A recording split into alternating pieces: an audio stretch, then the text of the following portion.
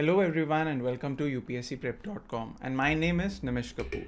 So in last couple of weeks I do understand that you would have waited for International Relations Week in review. So I've brought in both of the weeks together in one form. So from 22nd August 2025 to 4th September 2025 we'll be discussing the international relations, and a lot of things have happened. Primarily two major things is the Indian Prime Minister's visit to Tianjin in China to participate in the Shanghai Cooperation Organization Summit. At the same time, Indian Prime Minister visit to Japan, where some landmark events discussions took place.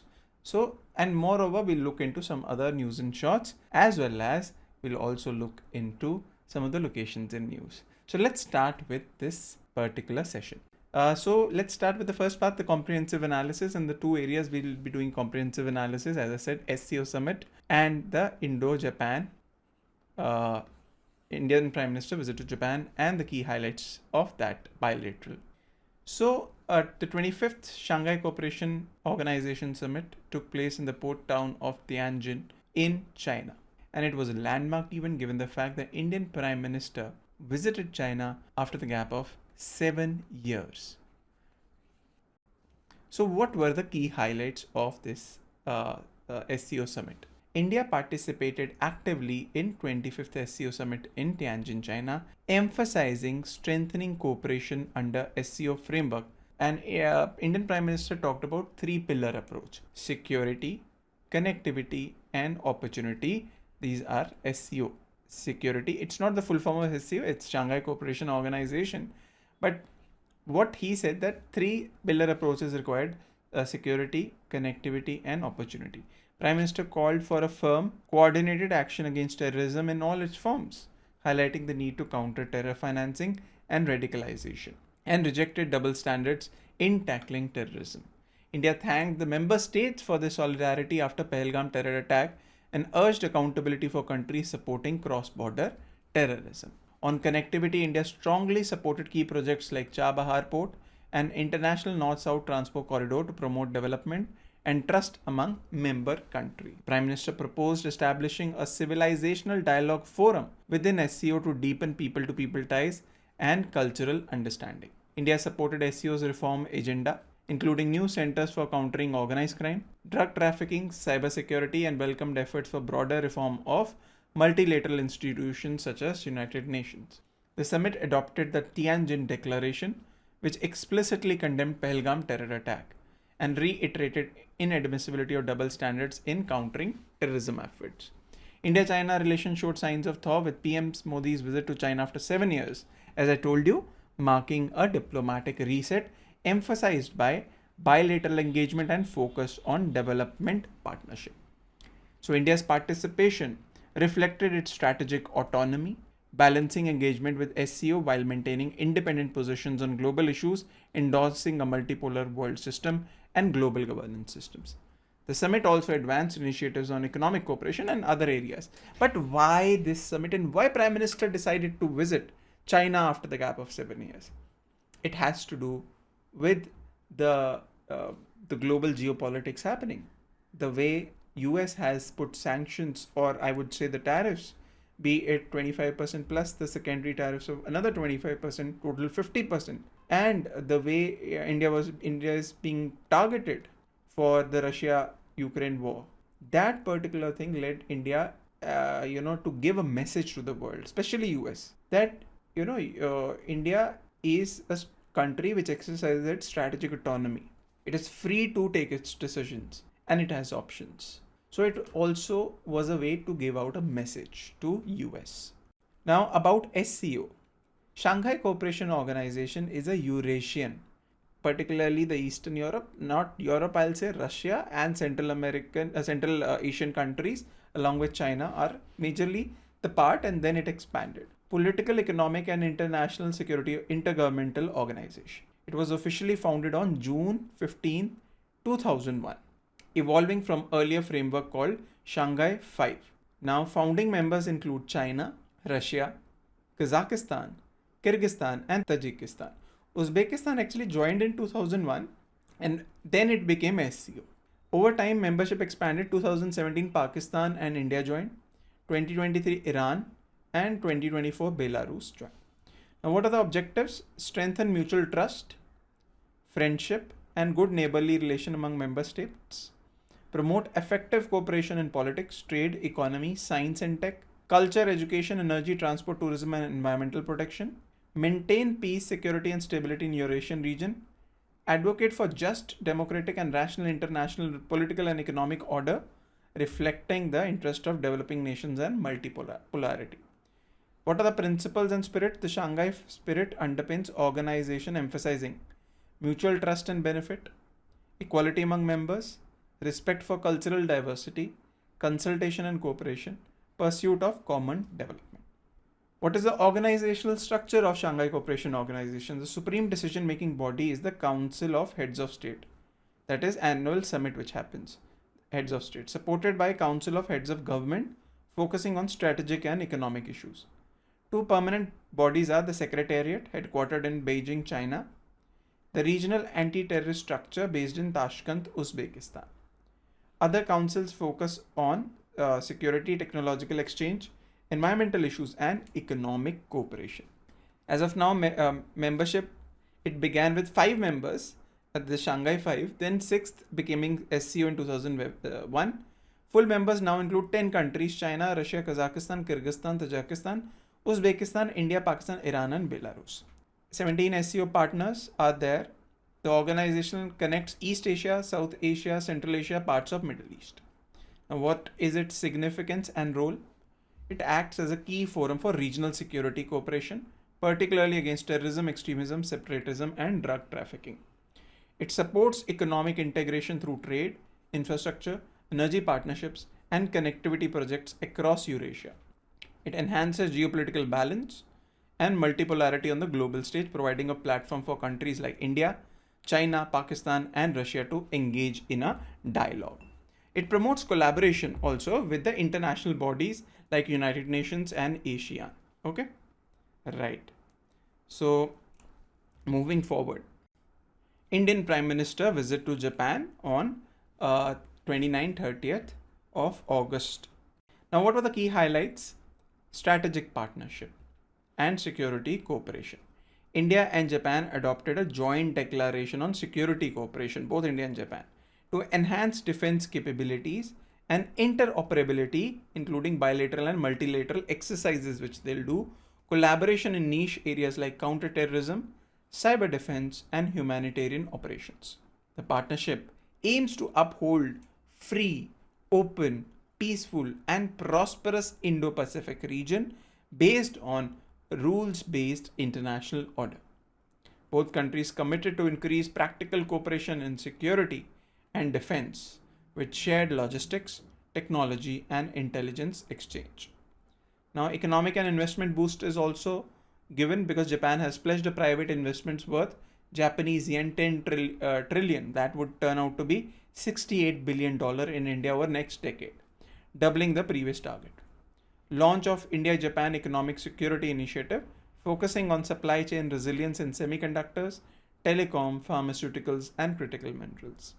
Review and upgrade plans for Comprehensive Economic Partnership Agreement (CEPA), boosting trade and investment. Initiatives in manufacturing, technology, innovation, green energy, next-gen infrastructure, and skill development were also prioritized. What were the other key highlights? Technological and space collaboration. ISRO and JAXA have announced cooperation on the Chandrayaan-5 lunar mission, deepening space and scientific collaboration. Launch of new initiatives such as India-Japan AI initiative. Both will work together. Next generation mobility partnership. People to people and human resource exchange.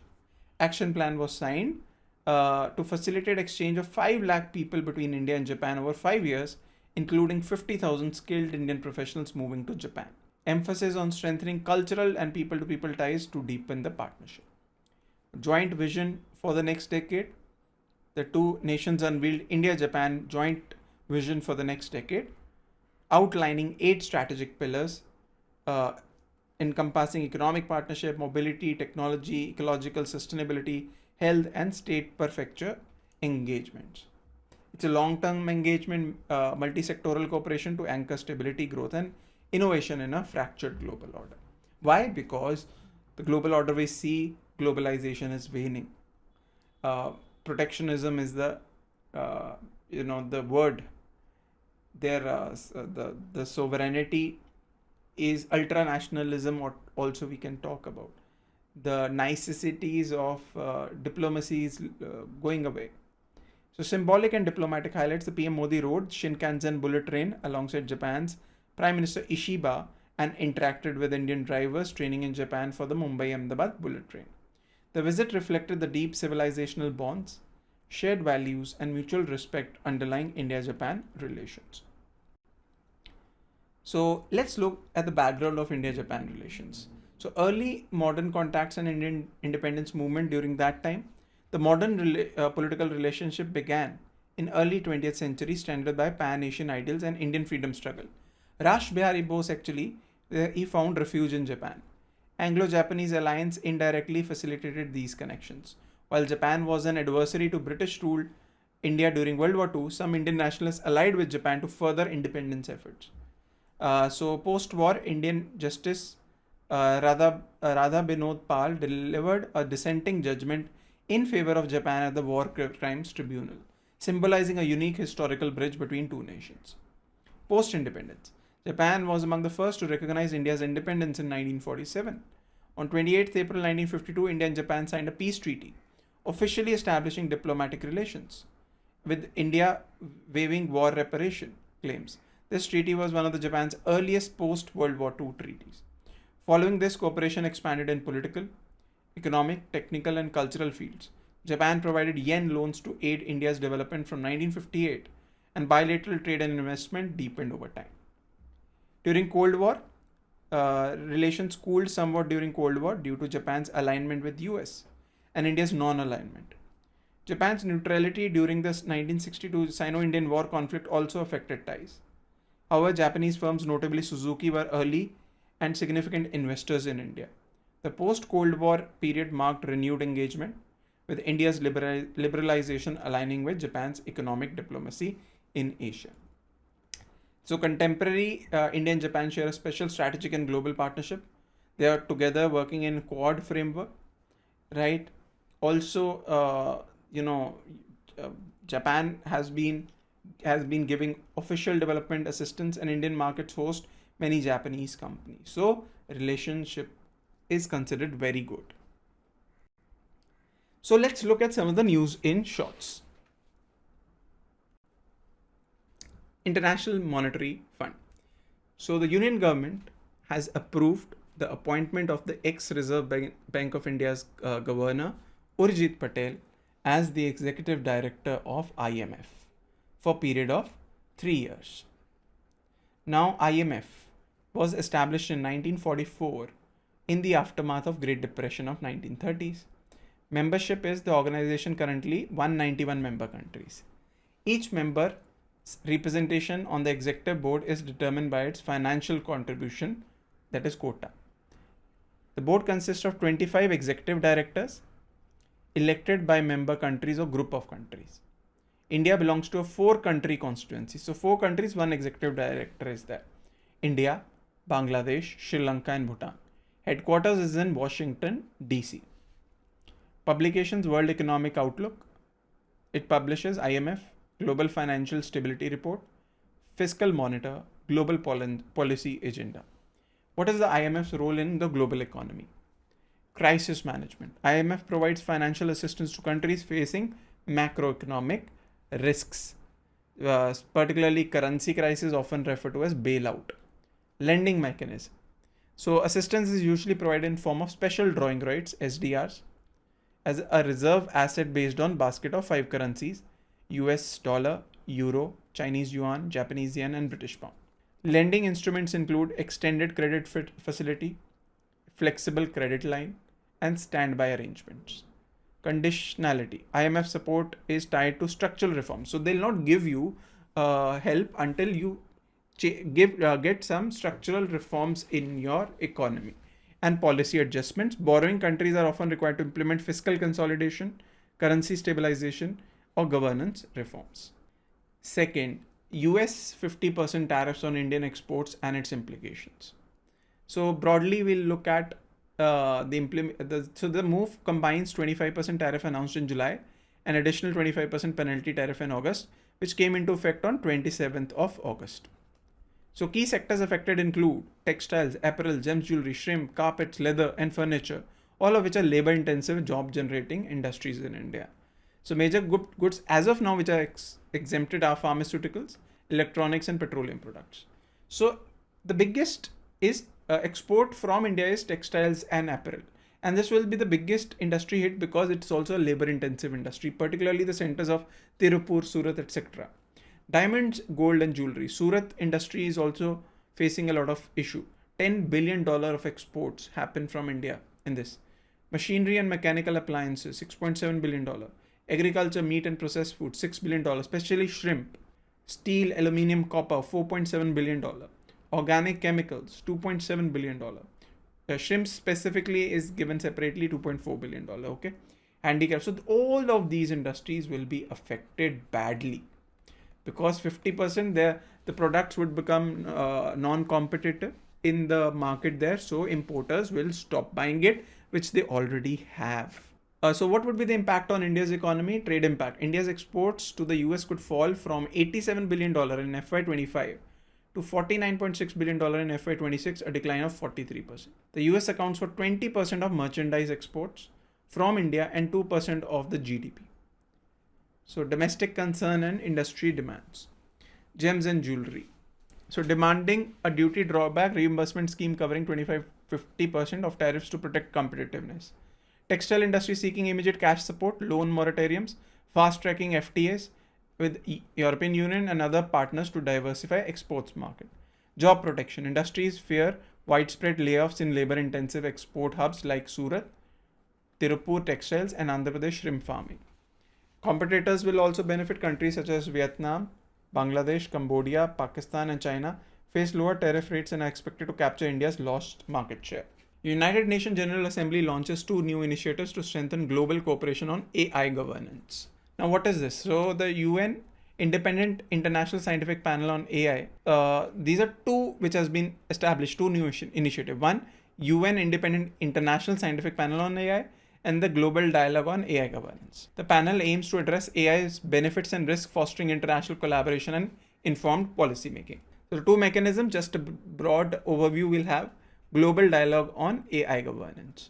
The purpose is an inclusive UN platform for states and stakeholders. Function will be forum to discuss critical AI issues humanity is facing. Second is United Nations Independent International Scientific Panel on AI. The purpose is designed as an inclusive multi-stakeholder forum within the UN where member states, civil society, academia, and private sector can engage in discussions on key AI challenges and governance issues.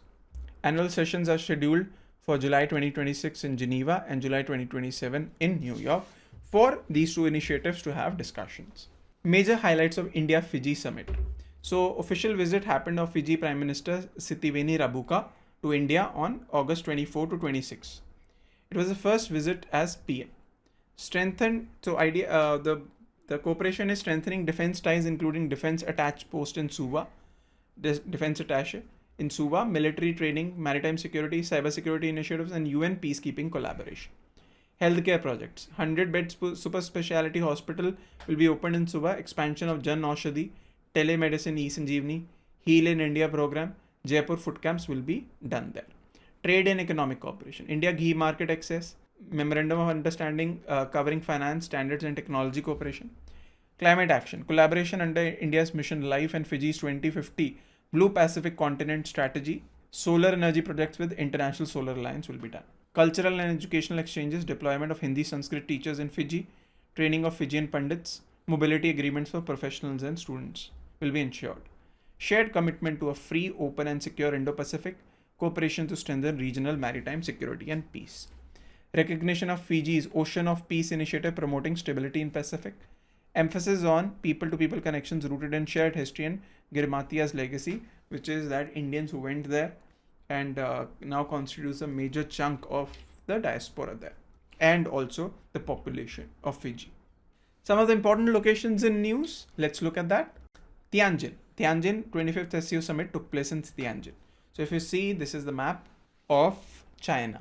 And if you see on the map, Tianjin is a port on the east, northeast, or you can say east of China, Tianjin.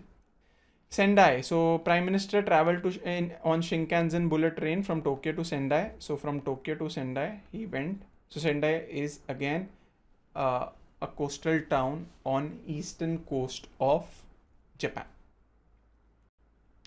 Afghanistan. Afghanistan is in news because earthquake took place. Over 1400 plus people died. Where it happened? So it was close to Jalalabad, the center, the epicenter, which is close to Pakistan border. So if you look at the map, this is Jalalabad, right? And this is very close to this region is where. So if you look at the map, Afghanistan on north, you will find three countries: Turkmenistan, Uzbekistan, Kyrgyzstan adjoining it. Sorry, not Kyrgyzstan, Tajikistan, and some part of Indian border is also there, but that part is Pakistan occupied Kashmir as of now. Dnipropetrovsk is one of the another region which was there in news.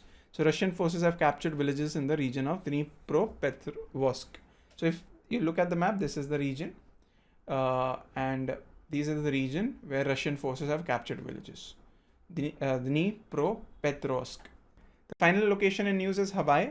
So Hawaii Kilauea volcano, one of the world's most active, has started erupting again. So what is about Kilauea? It's one of the 6 active volcanoes in Hawaiian Islands. It is a shield volcano and known for effusive lava flows rather than explosive eruptions. It is located within Hawaii Volcanoes National Park, alongside Mauna Loa, the largest volcano in the world. Although smaller than Mauna Loa, Kilauea is more active, erupting frequently since 1983. So if you look at the map, so as you know, Hawaii is a part of United States of America, one of the states, 50 states. This is where it is located. That is in the Pacific Ocean. And if you look at the clear map, this is how Hawaii is multiple islands. Multiple islands it is divided on. Okay. So this is the map of Hawaii. So with that, this is the IR week in review. We've covered the couple of week, all the major news, the comprehensive news in shorts, as well as location in news. So now from now onwards, every week you will see weekly IR in review. And for more such videos, keep watching Learn with UPSCprep.com. Thank you once again.